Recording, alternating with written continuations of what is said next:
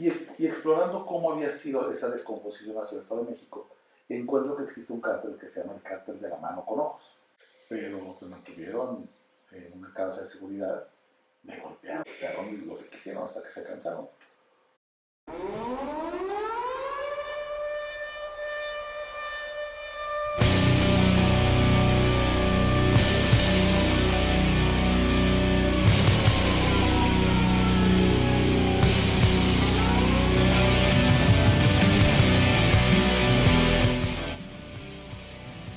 Hoy en Crónicas en Primera Línea tenemos un invitadazo y bueno, una charla íntima con mucho temple, con mucha garra. Híjole, ya lo deben conocer. Él es Óscar Valderas, es periodista, reportero en seguridad, pero especialista en crimen organizado. Un ser humano muy valiente, muy inteligente, muy movido. Y lo digo también ser humano porque fuera de ser un periodista de 10, también es un ser humano hermoso. Muchas gracias. Gaby, gracias, qué gusto. Te lo agradezco mucho, gracias por tan generosa introducción. Gracias, no, al contrario, Óscar. Cuéntame, uno decide ser periodista en crimen organizado, en seguridad, ¿y cómo inicia esto? Fíjate, es una decisión que yo tomé y una que alguien tomó por mí. La decisión que yo tomé fue hacerme periodista. La que tomaron por mí fue que yo iba a ser corresponsal de guerra en mi propio país. O sea, no fue una decisión mía. El país me llevó a eso. Yo nací en el 87, yo egresé de la carrera de comunicación en el 2009 y yo quería ser originalmente periodista, pero en temas políticos. Yo entré al periódico Reforma, fue mi primera chamba. Y yo decía, yo quiero cubrir el Congreso de la Ciudad de México. A mí la política chilanga se me hacía divertida y como además yo nací aquí, decía, aquí quiero ser. Pero esas fuentes están reservadas pues, para los veteranos. Y cuando apenas estás empezando, te dejan más bien fuentes más chiquitas. Entré al tema de mujeres, que era de las fuentes que quedaban, porque te dan las que sobran. Y yo tenía los institutos de aquí de la Ciudad de México. El de la mujer, el de la juventud, el de adultos mayores. Que la verdad es que a veces no hay mucha nota. Son un poco áridos, pero es un buen lugar para que un periodista joven empiece a tener el olfato de buscar historias. Y cuando empiezo al tema de mujeres, empiezo a descubrir el tema de trata de personas, descubro un mundo de violencia sexual que yo no conocía, porque por fortuna vengo de un hogar muy amoroso. Entonces, mi papá jamás le pegó a mi mamá, nunca hubiera pasado una cosa así en mi casa. Pero a veces como de, oh Dios mío, hay esposos que golpean a sus esposas, hay esposos que obligan a sus esposas a prostituirse. Y empiezo a interesar los temas de trata de personas en la modalidad de explotación sexual. Y naturalmente ese hilo me lleva a crimen organizado. Y descubro que estoy en un país que lleva 3 años de guerra contra el narco. Si consideramos el 11 de diciembre de 2006 como el inicio de la militarización de la seguridad pública, que es cuando Felipe Calderón inaugura el operativo conjunto Michoacán y manda 7,000 soldados a su estado natal, y digo, quiero contar esta historia. Pero vaya, fue una decisión que alguien tomó por mí, porque el país que yo creía que conocía se me revela y digo, es un país hiperviolento, feminicida, transfeminicida, infanticida, donde me contaron a mí alguna vez que los grupos criminales tenían códigos, ¿no? Que los mafiosos tenían ciertos valores, no tocar niños, no tocar mujeres, no tocar familias, y todo eso se me pone enfrente y digo, oh, no es cierto, es una gran mentira.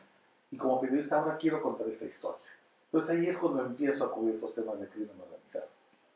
Y estás para narrar estas crónicas en primera línea. Justo, la gente no se entera todo lo que hay detrás. Me dicen, ay, sí, o sea, cubre crimen organizado, a lo mejor desde su trinchera, en un escritorio, tal vez se lo imagina así la gente, ¿no? Pero, por ejemplo, hablando de estos temas de trata, tú hiciste una investigación muy profunda del Callejón de Manzanares. Sí, fue el Callejón de Manzanares, para quienes de la audiencia, tal vez los más jóvenes no lo conocen, fue un corredor de explotación y explotación sexual comercial infantil que operaba a plena luz del día a 700 metros de la Cámara de Diputados. ¿Cómo te lo explicas? Pero era un lugar muy cerca de Circunvalación, está importante en la Ciudad de México, que todos los días de 10 de la mañana a 6 de la tarde llegaban unos motociclistas, cerraban el callejón para impedir que pasaran vehículos y únicamente podías entrar caminando. Habían puesto unas chelerías, incluso les habían puesto televisiones, rocolas, para que fueran hombres principalmente a consumir alcohol y estuvieran pendientes de lo que se llamaba la pasarela, que era que ponían una cubeta de un lado, una cubeta del otro, y del otro lado de la banqueta donde estaban las chelerías había una vecindad muy grande que abría la puerta y mujeres y niñas tan jóvenes como 12, 14 años, Qué terrible. comenzaban a dar esta especie como de óvalo, caminaban de una cubeta a otra, por eso le decían la pasarela o el carrusel. Y un gañán se trepaba a otra cubeta y gritaba, 150 la que te guste, llévate 150 la que te agrade. Era un mercado de mujeres y de niñas y se anunciaba como ofertas. Y entonces los hombres que habían tomado cerveza, que estaban viendo la rocola o un partido de fútbol, cuando ya estaban lo suficientemente ebrios o cuando ya estaban con la hormona desatada, lo único que tenían que hacer era tomar de la mano a una de esas chicas que estaban caminando, las metían a la vecindad y pagaban 150 pesos por violarlas, porque eso no es una relación sexual. Una relación sexual tiene que pasar por el principio de ser consensuada entre adultos, ¿no? Y aquí evidentemente había una coerción. Yo descubro el Callejón de Manzanares, en mi ingenuidad de reportero, me acuerdo cuando lo conocí, saqué, en ese entonces había el Blackberries, saco la Blackberry, le tomo una fotografía y me llegan luego los motociclistas, no, esa foto la borras, aquí no se puede tomar imágenes. Así que pasé los siguientes meses yendo al callejón con una pluma que compré en una tienda de espías, me acuerdo que era una tienda donde calzaba de Tlalpan por el tren ligero, que era donde los espías estos que contratas para confirmar la infidelidad de tu esposa, algo así, ahí tenían unas plumitas como con cabra escondida, y con eso empecé a dar.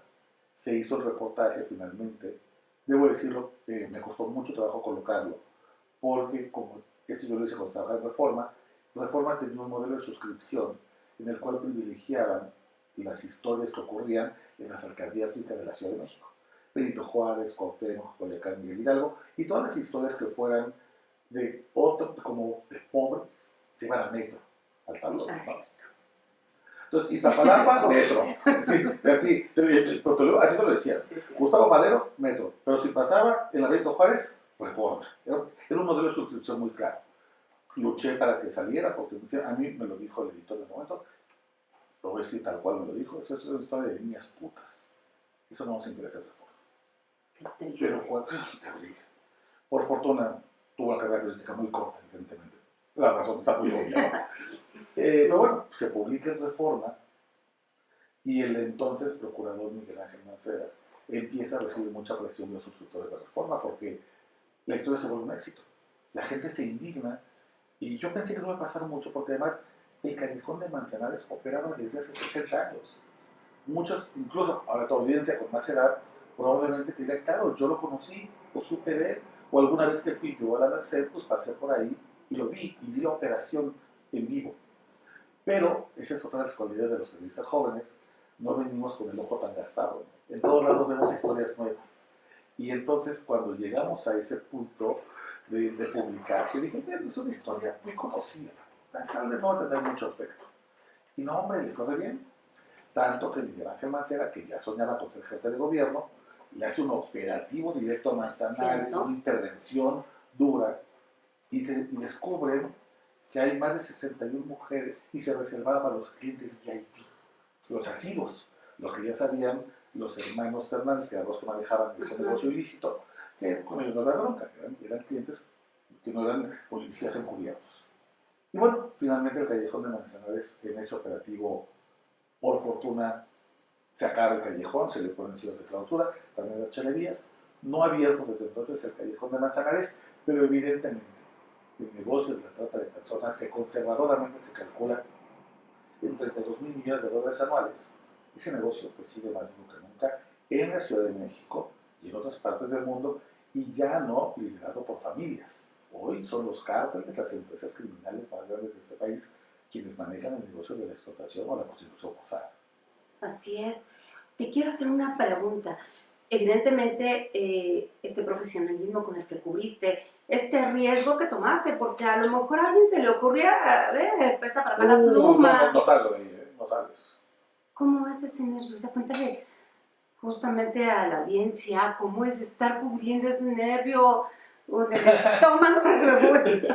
Aquí tú lo vas a comprender porque es el momento en el que te preparas para la cobertura un día antes, o ya tienes tu maleta, o tienes tu plan de acción, sí, esta es mi idea, voy a salir por acá, haces siempre un plan de riesgo, mira, esto es todo lo que puede salir mal, si sale mal, le voy a llevar a tal, esas son las autoridades que tal vez pueden respaldar, y ahí es un momento de adrenalina. Me imagino que es parecida a la adrenalina que puede sentir un jugador de fútbol que antes de salir a la cancha, o un artista que va a salir al escenario frente a sus seguidores y dice, ay, nervios padres, pero yo para esto estoy acá, ¿no? Yo quiero estar claro. aquí. Y luego hay un momento en la cobertura en la que dices, ¿qué fregados hago aquí? O sea, no me pagan lo suficiente para pasar por esas angustias. No, ya, ¿cómo me salgo? ¿Cómo aborto la misión? Pero ya estás tan adentro que no puedes dejar de hacerla. Y me pasa un poco eso. Hay siempre un momento de anticipación que siento mucha adrenalina. Luego, invariablemente, hay un momento de arrepentimiento cuando me siento en riesgo extremo. Me ha pasado en los campos de casas de secuestradores de la Ladrillera, en el desierto de Sonora. Me pasó en Zongolica, cuando estaba la presencia muy importante de los Zetas. Me acuerdo que un día nos dijeron, donde estés, salte del pueblo porque los Zetas están secuestrando y agarrando a quien sea. Y tenías que correr y con suerte elegí el camino donde estaban los Zetas, por fortuna, elegí el camino correcto y no me secuestraron. Y cuando pasan esas cosas, claro, viene esta realización de, ¿qué hago yo aquí? ¿Por qué le doy estas preocupaciones a mi mamá? O, no tengo hijos, pero ¿por qué pongo en riesgo la orfandad de mis hijos? O que mi pareja se quede, la viudez. Sí, claro, hay un momento de esa realización, pero cuando sale bien, y ya llegaste a tu hotel, llegaste a tu casa, a tu lugar seguro, y dices, tengo una gran historia, y la quiero contar. Es la mejor sensación del mundo. Yo que soy muy futbolero, me remito a la emoción que siente un jugador cuando mete un gol y ves ese nivel de éxtasis, como abre los brazos y grita y se tira al piso y es un poco irracional, esta alegría, esta manía, me da un poco eso cuando cuento la historia. Y creo que vivo por esa manía, ese subidón en el cual siento que además de que hice mi trabajo, puedo ser útil a la gente, puedo ser útil a este país. Justo, creo que esa es la labor, yo siempre he dicho, yo no soy rica, pero creo que lo que puedo aportar en riqueza o a la gente es poder ayudar. Y eso es lo que tú me acabas de decir, ¿no? Por ejemplo, en este caso de Manzanares, mostraste algo terrible que estaba pasando, una trata de personas, sufrimiento, dolor, injusticia. Y obviamente, por ejemplo, ¿qué sentiste cuando dijiste, hicieron un operativo, se cerró? Yo creo que fue cuando decidí empezar el tema del crimen organizado. Pero lo hice desde la ingenuidad de que cada reportaje que iba a hacer iba a terminar en esta gran experiencia que fue ver cómo se derrumbaba Manzanares. Pero para que eso pase, tienen que juntarse muchas cosas. Yo se lo explico muchas veces a mis fuentes con quienes hablo cuando me piden, oye, por favor, escribe sobre mi hermano secuestrado, escribe sobre esta banda de secuestradores que operan en mi pueblo, escribe por favor sobre tal cosa. Y digo, yo voy a escribir, haré mi mejor esfuerzo, pero lamentablemente en este país el que un hecho de corrupción o de violencia se haga mediático no necesariamente garantiza un buen resultado. Y tú lo sabes, ¿no? Muchas veces uno se frustra porque hice mi chamba, me arriesgué, publiqué, le eché muchas ganas, me pasé la madrugada editando, publico y no pasa nada. O ese día Alejandra Guzmán salió con un nuevo sencillo y ya, ¿no? Y Ninel Conde trae la nueva prótesis y se acabó tu nota, Ninel Conde le ganó tu nota, ¿no? Pero creo que a veces cuando se conjuntan, cuando hay voluntad política, cuando hay una presión social importante y hay un periodista que está comprometido, cosas buenas pueden pasar. Y vivo por esas cosas. Yo digo, son pequeñas victorias, pero las atesoro. En este oficio, David, he perdido más de lo que he ganado. insisto con metáforas futboleras, si este fue un partido, yo voy perdiendo por goleada. Pero los goles que he metido, los he disfrutado enormemente. Y sé que he hecho feliz a la grada. A la porra la he hecho feliz. Ay, qué bonito te refieres y es real. Y ahora te quiero preguntar, has estado en muchas situaciones de riesgo. ¿Cuál es la situación máxima? Sí, porque hay niveles, ¿no? De riesgo. Sí. Pero ¿cuál es la situación máxima en la que te has sentido más vulnerable, amenazado? Hay una que me sentí vulnerable físicamente, que fue un secuestro express que viví en el Estado de México, en Huixquilucan. Yo estaba preparando un reportaje especial sobre cómo dejaba Enrique Peña Nieto el Estado de México en temas de seguridad para hacer su brinco a la candidatura presidencial del PRI.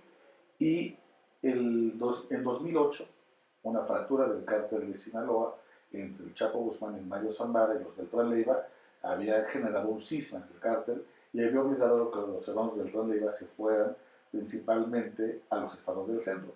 Habían elegido como su asiento a Morelos, donde finalmente asesinan a Arturo Beltrán Leiva, el Barbas. Luego algunos se van al Estado de México, otros se van a la Ciudad de México. De hecho, la unión Tepito y el cártel Chilango es una decisión del cártel de Sinaloa. Y explorando cómo había sido esa descomposición hacia el Estado de México, encuentro que existe un cártel que se llama el cártel de la mano con ojos, que lideraba un tal Compayito, que había tomado su nombre justo de este comediante de Televisa que era una manita con unos ojitos, ¿no? Pero del Compayito no tenía nada de infantil y nada de bonito. Un desgraciado que está preso todavía y que incluso cuando lo interrogan, él le dice a sus interrogadores: yo ya te iba a matar a ti y a ti y a ti, ya los iba a matar. Investigando ese grupo criminal, que hoy ya no existe, es que a mí me privan legalmente la libertad. No es un secuestro tal cual, porque nunca hubo una petición de rescate, pero me mantuvieron en una causa de seguridad, me golpearon, pues, estaba amarrado y me golpearon lo que quisieron hasta que se cansaron. Por fortuna tuve la iluminación, porque no creo que fue mi inteligencia, creo que fue otra cosa distinta, la que cuando me permitió hacer una llamada, en vez de llamarle a mi familia, que creo que es lo que ahora pienso que lo hubiera hecho, tuve la oportunidad de marcarle a mi jefa del trabajo. Y mi jefa tenía una muy buena relación con el que ya era entonces el gobernador del Estado de México, el sucesor de Peña Nieto, que era Erubiel.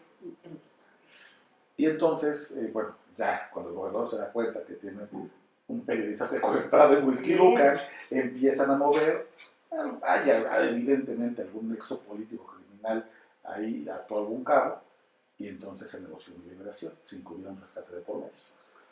Pero fue un secuestro de como 18 horas, pero me parecieron eternas, me parecieron 18 bajo el agua. Haz de cuenta que los hubiera pasado en un tanque de agua. Yo lo que sabes, sí fue físicamente donde más me sentí en peligro, y el resto siempre es ese terror psicológico, ¿no?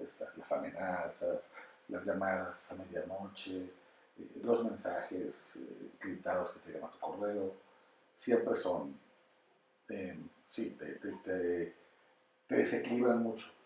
Y ya con el tiempo, con los años de recibir esas amenazas, uno va aprendiendo a medirles el riesgo. Yo le digo a mis amigos, me siento como el médico que tiene el sistema de triaje, ¿no? que tienen como por colores. Entonces el paciente te llega y dices: este es crítico, este hay que atenderlo ahorita. Este viene con un dolor de cabeza, te puede esperar, entonces te va a morir, este paciente tranqui. Este está fracturado, ok, vamos a ponerle atención, pero lo voy a dejar por el momento con esto. Y lo que hago con ese tipo de amenazas es aplico un sistema de triaje. En el que digo: esta amenaza, esta es prioritaria. Aquí sí tengo que hacer una actuación rápida, decidida, pública. Tengo que decir: estoy en peligro, arrópenme. O hay otras que digo: ok, la veo, es un troll de Twitter. Y eso, la experiencia me ha permitido identificar estos niveles de riesgo y no estar siempre en la ansiedad a tope cuando me llega una amenaza, ¿no? Pues ya vas aprendiendo a nivelarlas.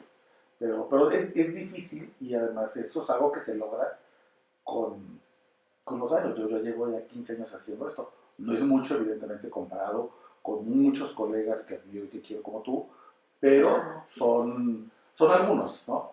Y digo, pues qué bueno, me sirven, porque si esto me hubiera pasado cuando tenía 4 años ejerciendo el oficio, yo creo que me hubiera salido, ya no estaría aquí, estaría, no sé, haciendo qué cosa, estaría en otro negocio, haciendo mi vida, pero no estaría en esta carrera tan satisfactoria que es el periodismo, seguramente. Y son 15 años, pero sí, es que tus 15 años son como 45 a nivel de intensidad Sí. en el que lo haces. ¿Alguna cobertura que tú recuerdas que dices, esto se me está complicando, esto sí es amenazante, pero es un reto para mí? Te voy a contar una que es incluso hasta divertida. Me hablan de National Geographic, me dicen, hoy sacando sobre el crimen organizado, pero no logramos dar con un jefe de los Zetas. Y en nuestro guión necesitamos hablar con un jefe de los Zetas, cualquiera el que sea, pero necesitamos entender la dinámica criminal de Veracruz. Y entonces, ok, pues déjame ver, porque además yo asesoro proyectos documentales. Yo hago documentales también. Entonces, cuando me hablan plataformas como Netflix, HBO, Warner, ya sé más o menos lo que necesitan y cómo ayudarlos. Entonces, bueno, me pongo a trabajar y ya, oye, tengo ya alguien a quien podemos entrevistar. Y se analizaba. Y ya sabes, es perfecto, no hay problema. Cuando llego al punto, es un amigo mío, es Ioan Grillo, que es un periodista británico súper experto en temas de crimen organizado, que vive aquí en Ciudad de México. Digo, Ioan, ¿eres tú? ¡Ah, qué bueno! No, Oscar, qué bueno que eres tú. Ah, sí, Oscar, qué padre. Llego con otro colega que yo no conocía, pero ahí lo subimos a coche.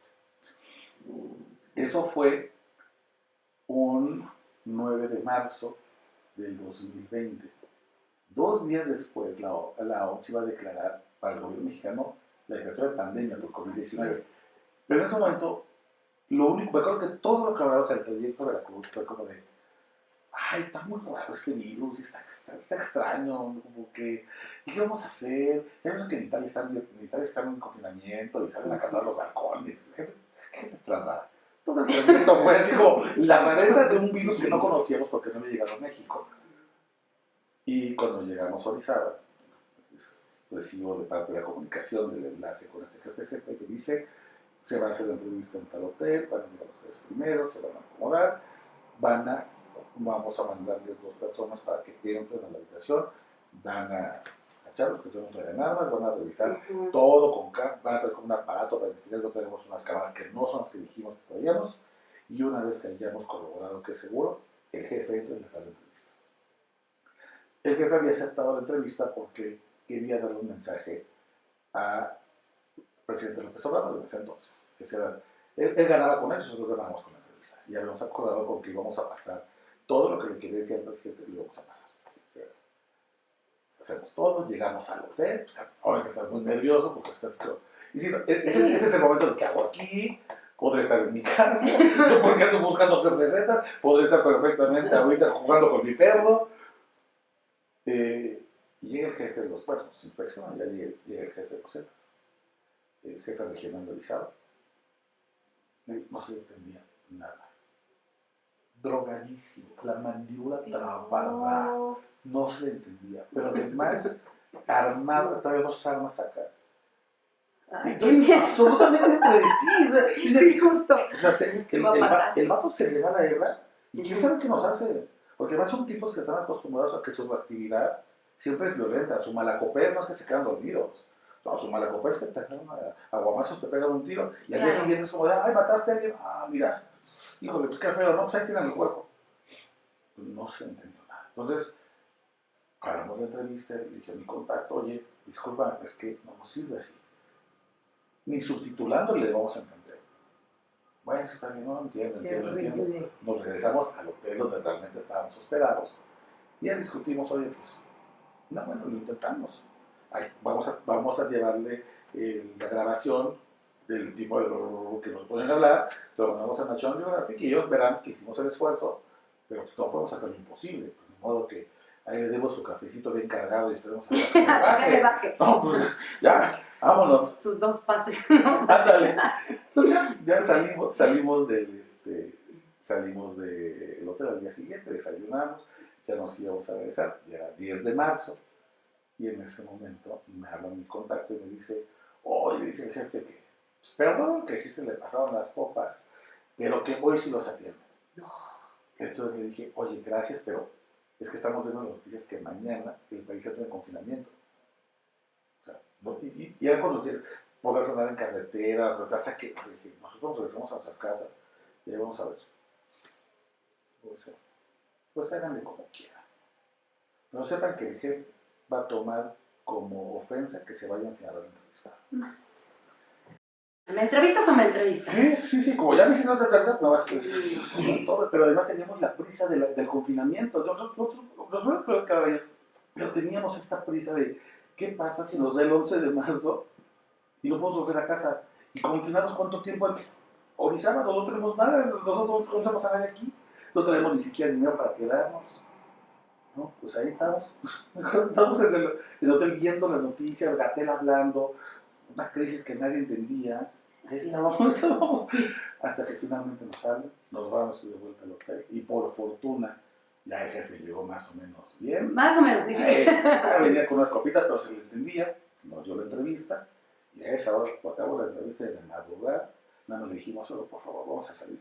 Y le digan a sus chavos que nos cuiden, ¿no? Que ya lo entrevistamos, que no hay bronca y denos salida, acompáñenos. Y nos fueron escoltando hasta la salida. Ahora sí que avisen. Sí, ya por puerta, ya regresamos a enterarnos del confinamiento.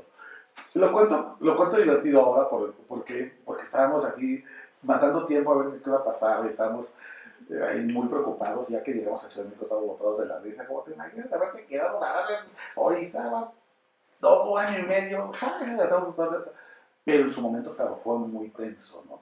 Y pues te refleja también muchas de esas cosas que cuando tú crees que tienes arreglada la cobertura, muchas veces tienes que improvisar sobre la marcha, tienes que ir pensando, claro. ¿Qué ha pasado? Que no salió el reportaje, me tengo que quedar un día más. Porque además el periodismo, tú no puedes llegar con el jefe y decirle, no encontré nada. No tengo. No tengo notas. No, o sea, no. Algo encuentras, pero algo me tienes que entregar. O sea, eso de, no, que no hubo nota. A mí me enseñaron que a mí me mandaban con los viáticos y yo regresaba con los resultados. Y hágale como quieras. Si regresas con algo, ¿por qué regresas con algo? Mi editora me decía, yo siempre le decía, oye, es que tengo un problema. ¿Me cuentas mañana cómo lo resolviste? Me colgaba. ¿Por qué? Ya. Y esa es su forma de animarte a que siempre tuvieras una solución. Y creo que esa es parte también que me gusta mucho de este tipo de periodismo. Te obliga a estar todo el tiempo en tus 5 sentidos y tener que estar pensando todo el tiempo cómo va a salir, cómo va a resultar este asunto. Oye, pero ¿sabes qué? Lo que decías, ahora lo tomamos con risa y demás, y es que debes de tener como esa parte también de humor, si no te mueres ahí entre el estrés, claro. espera, la ansiedad, el qué va a pasar, el jefe que si me va a entrevistar, que me va a balear, que... No, qué terrible. Sí, ya después, claro, nos vimos después, echamos unos mezcales, estábamos en la risa, claro, tú te espantaste más, no, tú estás más espantado, no, y creo que para quienes no conviven con periodistas, cuando nos juntamos, solo hablamos de trabajo, se vuelve de trabajo. No hablamos de otra cosa. O sea, ¿quieres hablar del concierto, de la película, de la serie? No hay forma. De algún modo siempre volverás al trabajo, porque para nosotros, porque es una profesión que no solamente en temas de crimen, incluso en fuentes como espectáculo, que pueden ser fuentes relativamente relajadas, hay mucha tensión. Y de repente cuando nos contamos funcionamos casi como terapia de grupo, ¿no? Nos vamos contando y eso te va a hacer muy padre. Pero claro, ¿verdad? Necesitas agregar una dosis de humor porque si no se vuelve insoportable con temas de crimen organizado. Ya de por sí es muy pesado. De por sí ver la violencia todo el tiempo es traumático. Si no le agregas una dosis de humor, pues híjole, si estás de la patada. Hablando de este humor, de saber controlar las situaciones, ¿te ha llegado a mandar a saludar o te han mandado saludos a algún jefe de un cártel? Sí me han llegado a mandar saludos. Nunca sabes cómo interpretarlos, ¿no? A veces piensas, bueno, son saludos respetuosos y a veces puede ser que vengan con una amenaza codificada, ¿no? Pero digamos que es relativamente normal. La mayoría de los colegas que trabajan en esto tienen experiencias similares. Sí, te mandan saludar. En alguna ocasión me han querido mandar regalos, evidentemente. Esas son manzanas envenenadas, ni las tocan. O sea, no hay forma. Pero sí también es una forma de hacer periodismo que también tiene un alto riesgo en ese sentido. Hay mucho soborno, mucha gente interesada en comprar tu voz o en callarla. Y siempre viene con amenazitas, ¿no? O comentarios. Me acuerdo de una vez, yo hace muchos años tenía un Seat Ibiza, pero el Seat Ibiza lo había chocado unos 2 o 3 días antes de haber ido a la cárcel, a Santa Marta Catitla, y se veía todo raspado. ¿Sí? Tenía 2 o 3 días, lo iba a mandar a arreglar, porque si bueno, nosotros tenemos coches que se van, si bien no elegantes, que se vean bien pintados, siempre muy limpios. Y alguien de la cárcel lo vio, yo no sé, porque me llegó el mensaje, me dijo, oiga, usted es un periodista de su nivel. Son esos halagos que dices, pero ese es su nivel, no puede tener un auto así. ¿Cómo cree? Parte de su presentación. Dice el patrón que le manda a decir que si gusta, le mandamos a su casa 250,000 pesos. Vamos a la casa. 1000 veces andar en metro. Me quedo con mi reinoncito en Polish. No, sí, ya compré. Sí, no, y ni para el Polish le pido, no, yo no. Sí, no es tan común los saludos, pero los sobornos, los intentos de compra pasan todo el tiempo. Sí. ¿En algún momento, en alguna cobertura, has dicho, es mi última llamada, quiero hablarle a mi mamá? Ya has hablado a tu mamá, como muy disfrazadito, no mami, ¿cómo estás? Pero porque tú te sientes en riesgo. No. Mi protocolo de seguridad es que no puedo hacer eso en ese momento. Para que no te rastreen. Sí, exacto. Sí, no poner en riesgo a tu familia, a tus amigos. Tengo un protocolo muy claro, que lo tengo muy diseñado. El tema, fíjate que cuando yo empecé a reportar, yo empecé en 2009, la guerra contra el narco tenía muy poco de haber comenzado. Realmente los efectos se dieron hasta 2007-2008. Y toda la parte de teléfonos inteligentes no estaba todavía. A mí todavía me tocó reportear con grabadora de pilas. Entonces no es como... Después vino el BlackBerry, que nos cambió mucho, porque ya podías estar en la cobertura y mandar con el teclado tus adelantos de notas. Pero eso es relativamente nuevo, esta parte. Entonces, los protocolos de seguridad los desarrollamos muy tarde. Y los protocolos de seguridad digital mucho más tarde. Entonces, ahora que ya existen, muchos periodistas nos sentamos con organizaciones internacionales, Artículo 19, Reporteros Sin Fronteras, varios que te hacen un perfil de riesgo, te dicen, oye, mira, te vamos a revisar tus redes, tu correo, qué modelo traes, si es iPhone, si es Huawei, si es lo que sea, vamos a ir a tu casa, vamos a ver tu entorno, y se diseñan planes de riesgo como a la medida. Yo tengo uno y entre esas cosas, no puedo detallar mucho, sí, claro.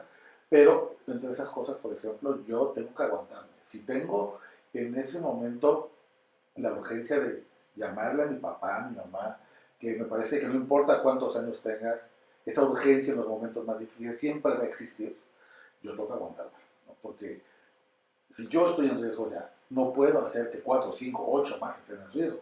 Entonces, pero sí es bien difícil, sí.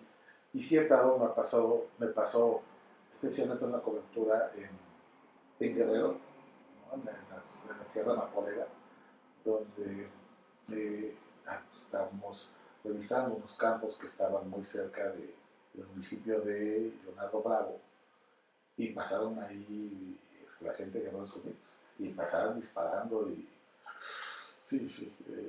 Yo estoy seguro que si hay un sonido que se parece al infierno, debe ser una K-47 cuando la martilla. Se siente horrible cuando lo escuchas.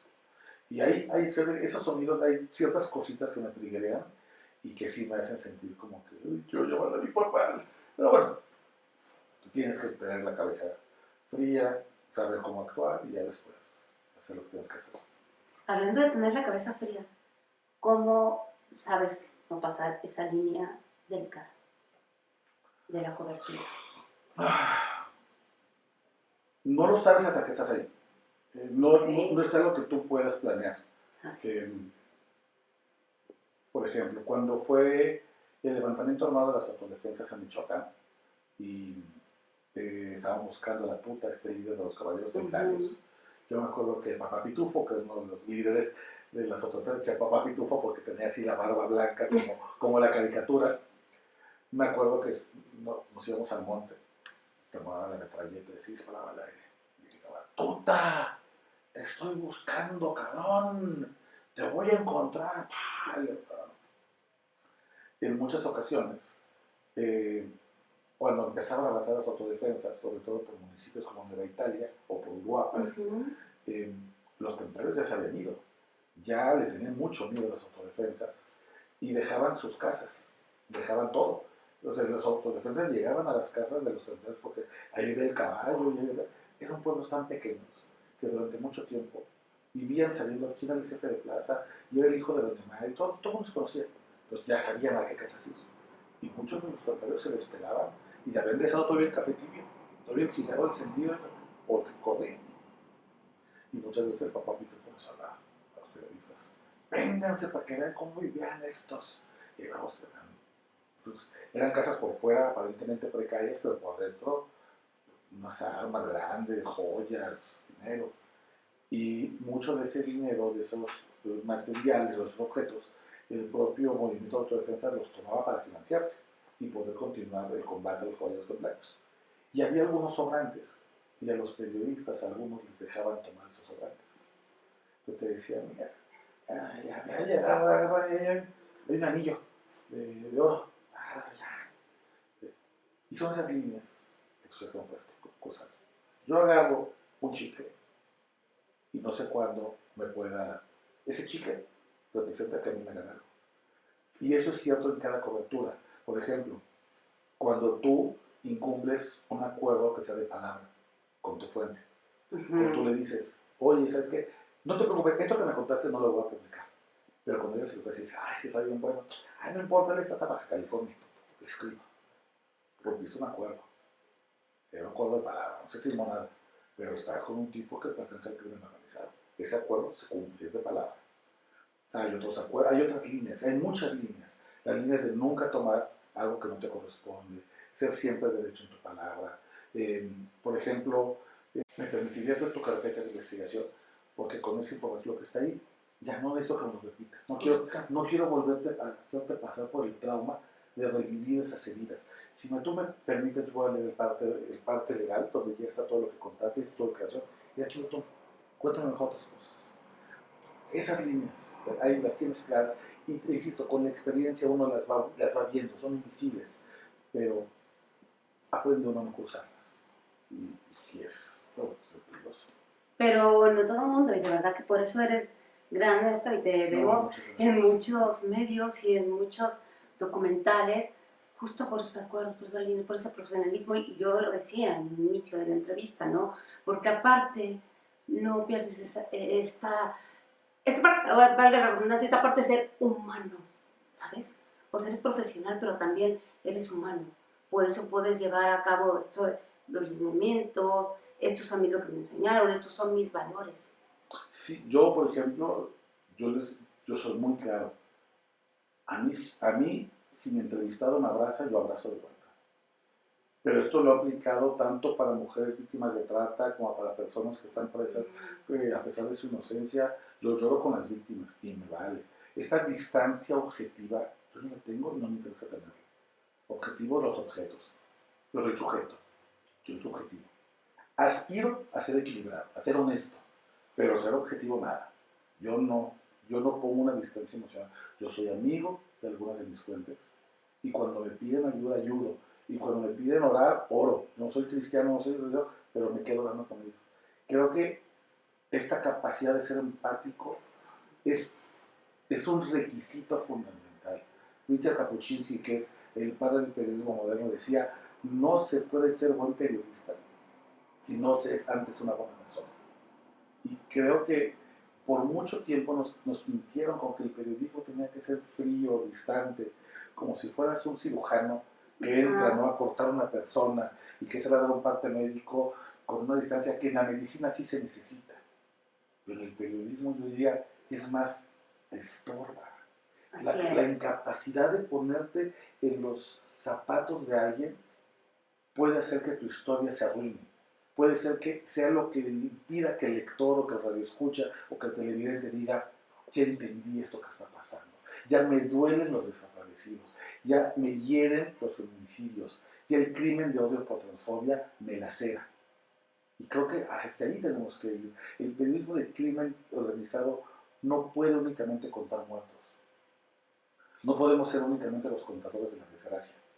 Tenemos que dar contexto para que la gente entienda por qué mataron a esta persona, qué está detrás. Y luego decirles, estas eran personas. Sí, la historia. La historia de las personas. Yo soy obsesivo. Cuando yo digo, por ejemplo, mataron 52 personas en el Casino Royal, yo procuro tener 52 nombres, nombrarlos. Así. Aunque sea chiquito, si se llamaba Juan José Pérez Guadalupe, aunque sea Juan Pérez, pero está nombrado. Nombrar a las víctimas me parece una de las mínimas consideraciones que tiene que tener este periodismo. Porque si no, únicamente hacemos pornografía de la violencia. Así y tenemos que contar lo que está pasando en este país. Es un momento en el cual tenemos que dejar constancia de lo que nos está pasando como nación. Se me falta el nombre de un escritor vietnamita, Viet Huynh Hang, me parece, que él decía, las guerras se libran siempre en dos batallas, en la tierra y en el discurso. Tenemos que tener discurso, para que cuando yo toco, para que sea pronto, este país vuelva a los niveles de paz que teníamos. Nunca más nos vuelva a pasar una cosa como esta. No nos vuelvan a meter una guerra que era inganable y que nos deje más de 500,000 asesinados, más de 150,000 desaparecidos. Para eso tiene que servir el periodismo. Justamente. Y lo que decías de cómo transmitir, que sean humanos con un nombre, a mí me gusta mucho cómo redactas. Justo Gracias. te vas, sí, y te voy a decir, porque no, te vas metiendo, ¿no? Y vas al lector, ¿no? A tus seguidores, en algo que está muy bien fundamentado, porque está muy bien investigado, pero la narración es dentro de la crudeza, puedo decir linda, puedo decir amena, dentro de la frialdad, de la crudeza, o sea, vas metiendo, ¿sí?, a tus lectores. Y eso lo plasmas, o sea, así se ve. Este es el sello de Óscar Valteras. Fíjate que me tomó tiempo. Ahora que yo hablo, no sé, si yo viera mis textos del 2010, 2011, seguramente me avergonzarían algunos. Pero es lo que pasa cuando uno ve viejas fotografías y dice, ay, ¿cómo salía yo con esa ¿no? Sí. Ay, esa moda. Yo usaba esos pantalones de verdad, ¿no? Y nadie me dijo que me veía así de mal. ¿Qué pasa? Cuando ves al pasado muchas veces dices, ¿cómo me voy a corregir esto? ¿No? Claro que veo textos del 2009, del 2010, 2011, ahora con la experiencia lo hubiera hecho mejor.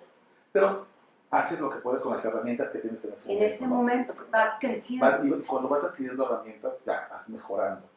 Y yo creo que algo de lo que sí creo que me siento muy orgulloso de mejorar es de encontrar ternura del horror. Creo que ahí está la clave.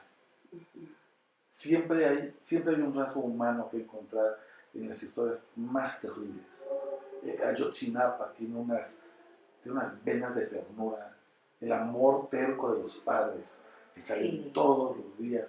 El caso de los 72 migrantes asesinados en San Fernando, Tamaulipas, el ecuatoriano que sobrevive y que corre y pide ayuda y no se salva él solo, y quiere salvar a los otros que no saben que ya fueron asesinados, pero regresa arriesgando su vida a volver a ser capturado. Conocí hace poco a una víctima de trata de personas, que ella estaba resguardada, capturada en un hotel en Puebla, y es el recamarero el que la mete en un carrito con todas las sábanas sucias y la rescata, la saca así, ¿no? Y huyen juntos porque él sabe que si regresa al hotel lo van a matar.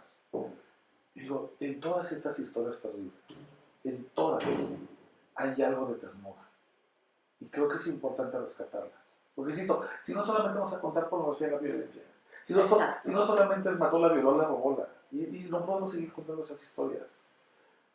En cada acto de terror debe haber necesariamente un acto de amor, y hay que encontrarlo, hay que indagar en eso. Alejandro Opel, un gran analista de seguridad que en paz descanse, falleció hace poco, hizo un estudio matemático que no puedo explicártelo porque te juro que no lo entiendo, por eso estudié ciencias de la comunicación. Pero este estudio, esta fórmula matemática que él creó con un matemático que se llama Rafael Prieto Curiel, intentaba responder a la pregunta: ¿cuántas personas integran el crimen organizado en México? Y la fórmula que él hace es que el crimen organizado lo integran entre 150,000 y 200,000 personas.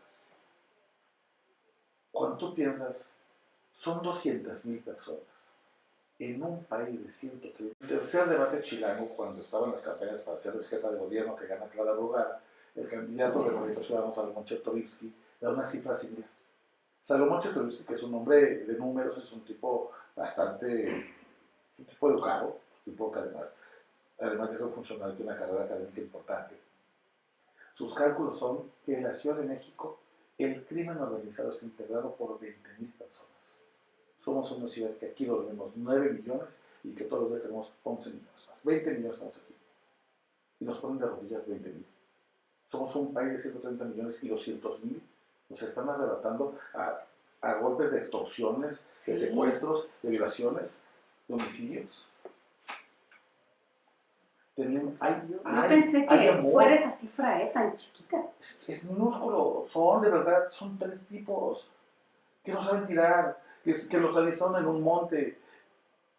Uno de los grandes errores que ha tenido el periodismo también de crimen organizado es que usamos las palabras a la ligera. Vemos un convoy de 5 vehículos del Cártel Jalisco Nueva Generación, le ponemos la tropa del Bencho, el ejército del Cártel Jalisco. ¿Qué es un ejército? Asoma la cabeza el 16 de septiembre. Nuestro ejército es un ejército de primera. Así es. Tenemos los mejores juguetes, las mejores armas, los mejores aeronaves, los mejores buques. Nuestra milicia, el grupo de élite de la Secretaría de Marina que tiene este país, los conozco bien. No le piden nada a los mejores agentes de la DEA y el FBI y la CIA. Lo que pasa es que necesitamos 2 cosas. Uno, la voluntad política de que se hagan las cosas para que este país realmente salga adelante. Y segunda, es que encontremos la ternura que nos falta en este país. Necesitamos conmovernos con el otro, porque otro de los fallos de este periodismo, que yo lo asumo también como mío, es que no hemos logrado explicar a la gente que el crimen no es algo que le pasa al otro, es algo que te puede pasar a ti todos los días de tu vida. La mayoría de las familias que tienen hoy un desaparecido te van a decir: yo veía a las mamás desfilar y nunca me uní a ellas. Yo las escuchaba en las calles, vi los plantones y me molestaban. Hasta que yo me volví una de ellas. Y la otredad, esta capacidad de reconocernos en el otro, es algo que este periodismo tiene que empujar. Porque si no, 150,000, 200,000 tendrán capturado un país de 130 millones de personas. Y voy a regresar al cliché, pero si somos más los buenos, sí les podemos ganar fácil. Está fácil. No se me ocurre un panorama más optimista que este. 130 millones contra 200,000, los aplastamos mañana. Pero tenemos que encontrar la capacidad de vernos en el otro. Y creo que ahí el periodismo tiene una responsabilidad. Una gran responsabilidad, sí. Sí, es cierto. Tocaste muchos puntos, por ejemplo, no dejarse comprar, no, o sea, que no te importe, solo reportear por la nota, ¿no? Que hay compañeros y hay su estilo, ¿no? Allá ellos, solo por reportear, por decir, ya, cumplí. Pero no tienes, siento que ahí no tienes clara ni tu misión, ni la vocación, no sé, cada quien, pero bueno, tú eres diferente. Tú te cueces. Espero. Lo intento, sí, lo intento, porque sí creo que además esto es vocación social, ¿no? Está bien, si no la tienes, está bien, tampoco se lo vamos a exigir a fuerza a todos, pero si quieres hacer lana, no es aquí. Este no es el carril. No, definitivamente no. Quieres hacer mucha lana, hay otras carreras y todas son válidas. Todas las profesiones y los oficios son válidos. Mientras no lastimas a la gente, es una persona honesta. Pero en particular, requiere vocación social. Y lo requiere en todos lados, ¿eh? Desde el que cubre cultura, hasta el que cubre los conciertos, el que cubre el partido de fútbol, pasa necesariamente por un tema de vocación social. todos. Todos. Entonces, sí, que no nos digan que no somos replicadores de notas, no somos inteligencia artificial, no somos community managers, o sea, tenemos una vocación, tenemos un compromiso. Me suelen preguntar mucho, hay una pregunta que por lo general surge: ¿por qué hago lo que hago? ¿Por qué sigo haciendo lo que hago? Así es.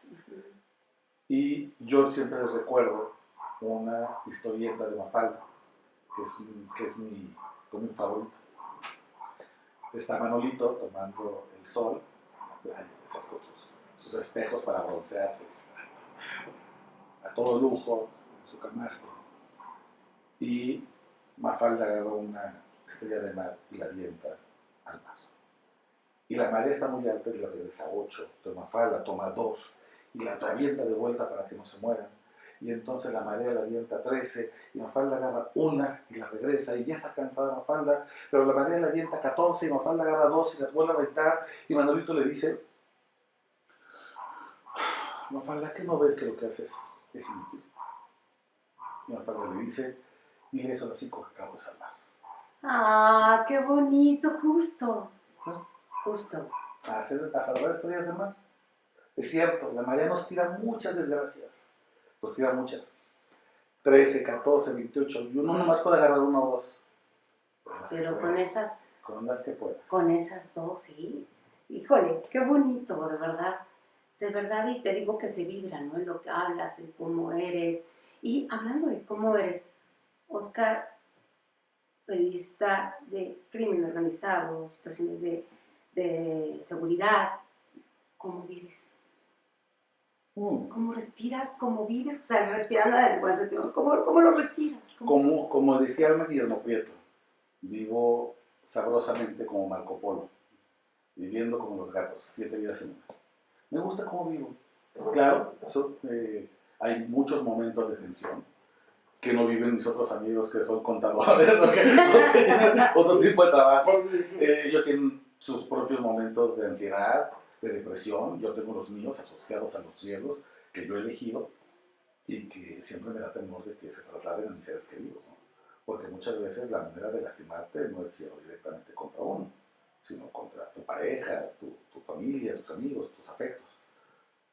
Pero, bueno, voy a terapia, ¿no? Intento ir al gimnasio todos los días, eso me ayuda mucho a sacar el estrés. Procuro ver cosas muy sonsas cuando no estoy trabajando, me gustan películas fáciles de ver. Soy muy fan de las películas esas como de tiburones gigantes, y arañas que atacan a Hollywood, y arañas que atacan a Nueva York, y aliens que invaden Londres, pues cualquier cosa que me haga como despejar un poco. Pero yo digo que vivo muy bien, me gusta mucho cómo vivo. No vivo entre lujos, pero una vez al año busco salir del país, de unas vacaciones que pueda ir a conocer algo. Tengo mis lugares donde me gusta salir a comer con mis amigos. Tengo una vida bonita, me gusta mucho cómo vivo. Así que tengo además un modo de vida honesto. Sobre todo eso. Yo duermo tranquilo. Por eso estás tranquilo, por eso honesto. Sí, yo duermo tranquilo. Leila Guerriero, es una periodista argentina extraordinaria, la tengo tatuada aquí. Tengo un tatuaje de Leila. Ah, sí, sí. Ella decía que hay que pasar por la vida sin hacer daño y sin hacerse daño. Y procuro que ese sea mi máximo, ¿no? Vivo así, trato de estar ahí. Y agradecido, porque pues esto no es lo que estamos haciendo. Muchas veces le pides a alguien una entrevista y dependes de que esa persona te entregue su tiempo, su experiencia, sus recuerdos. Y yo digo, híjole, tanta gente que ha sido generosa conmigo, por nada, no ganan nada, no se dan un peso de platicar conmigo, y lloran conmigo, me vuelven a contar sus desgracias más terribles, sus esperanzas más coloridas, platican todo y te lo dan, te lo entregan, es un regalo. Y digo, a diferencia de otros empleos, el del contador, el de no sé, el de Uber, lo que sea, que son todos muy respetables. A mí todos los días alguien me regala algo. Le hablo a una abogada, tengo una duda, resuelve esto, te puedo mandar un WhatsApp, sí, te regresa. nunca, no te cobran, son regalos, dices gracias, qué buena onda. Y Claro. luego le hablas al activista, oye, tendrás la cifra de personas desaparecidas en los últimos años en tu estado, toma, ahí está, es mi investigación, te la regalo. Todos los días recibo un regalo. ¿Cómo vives a vos? Es así. ¿Cómo no agradeces todos los días? Qué bonito.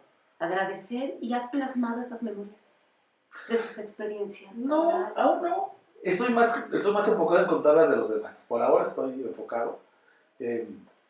Tengo 4 libros en coautoría. Estoy ya preparando el mío, mío, que es una revisión a lo que pasó el grito de independencia en Morelia, Michoacán, en 2008. Te has de acordar que es cuando un grupo de hombres avientan granadas de fragmentación china a una multitud que celebraba el grito de independencia. Así es. Y es considerado el primer acto de narcoterrorismo tal cual, digamos, en esta época moderna. Yo estoy escribiendo sobre eso. Estoy entrevistando a las víctimas, preguntándoles y hacer como una especie de recuento a la distancia. Está una historia maravillosa que es la de Marichuy, que desgraciadamente en el ataque perdió su tierra, la perdió completamente de tajo con la explosión. Y es una mujer extraordinaria que te enseña una resiliencia que dice, híjole, ojalá yo fuera la mitad de fuerte que esta señora. Y así estoy ahorita recopilando muchos testimonios para tratar de armar un rompecabezas de qué cosa es esa del narcoterrorismo en México. ¿Sí? ¿A qué nos referimos cuando hablamos de eso? Y estoy justo terminando uno más sobre la vida en Topo Chico. Cómo era vivir bajo el control de los Zetas en este penal horroroso. Sí, me tocó conocer. Sí, no, tenebroso absolutamente, que ya por fortuna ya fue derruido en los tiempos del Bronco como gobernador de Nuevo León y ya hoy es un parque público. Pero eso, voy coleccionando historias, voy buscando gente que sea lo suficientemente generosa, amable, linda para contar las historias y colocarlas. Estoy contando la historia de los demás. La mía es poco interesante comparada con la de las personas que viven los horrores de esta vida. Porque, insisto, no solamente es contar su sufrimiento. Cuando yo hablo con Marichuy, yo no solamente hablo de una pierna amputada. Claro. Hablo de sus sueños, hablo de quién es, quién le gustaría ser, cómo va a encontrarle sentido a la vida a los 56 años sin pierna. ¿De dónde va a sacar esa fortaleza? Qué difícil, sí. ¿No? Entonces, cuando escucho a personas como Marichuy, no, pero tu historia es maravillosa, o sea, de verdad, híjole, te admiro y de verdad que tienes una fuerza, un temple, pero una paz interior muy linda a la vez. O sea, eso espero, eso aspiro, a tener buena vibra. Me encanta. Y ay, de verdad que me encantaría quedarme platicando contigo, ¿no? Porque yo sé que todo lo que has vivido, como dices, contar estas historias, y me encanta como lo dices, no es reportear tal caso, reportear tal momento, tal suceso, sino crear esas historias, documentarlas, darnoslas a conocer. A nosotros, de verdad que yo te lo admiro y yo creo que tus seguidores también, porque tienes un montón de seguidores y te agradezco muchísimo estar aquí y ojalá que después nos pueda hacer un espacio y hacer una segunda. Sí, yo encantado. Nos echamos el segundo round y no, hombre, agradecido soy yo, de verdad. Muchas gracias por invitarme. Gracias, de verdad. Gracias por invitarme a tu espacio. Gracias, es tu espacio, es tu casa y ya sabes, muchísimas gracias. Gracias. Estamos en Crónicas en Primera Línea y prontísimos, vamos a esperar tus libros, tus historias y la segunda parte con Oscar Valderas. Gracias. Oigan, denle clic a la campanita, o sea, suscríbanse, like, comentarios, de todo.